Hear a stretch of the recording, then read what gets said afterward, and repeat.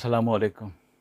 एक बच्चा मैट्रिक के इम्तिहान में फ़ेल हो गया, तो उसको तसल्ली देने के लिए जो अल्फ़ाज़ इस्तेमाल किए गए, वो कुछ यूँ थे कि हमारे देश में जो टॉपर हैं, वो डॉक्टर या इंजीनियर बनते हैं।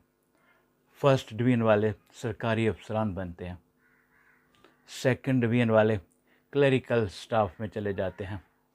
थर्ड डिवीज़न हासिल करने वाले ठेकेदार बन जाते हैं। और फ़ेल होने वाले हुकूमत में चले जाते हैं। वो जाके इन तीनों को कंट्रोल करते हैं। और जो बीच में ही पढ़ाई छोड़ के भाग जाए, वो बड़ा गुंडा बनता है।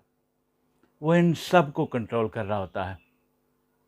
और जिन्होंने कभी स्कूल देखा ही नहीं होता, वो पीर बन जाते हैं।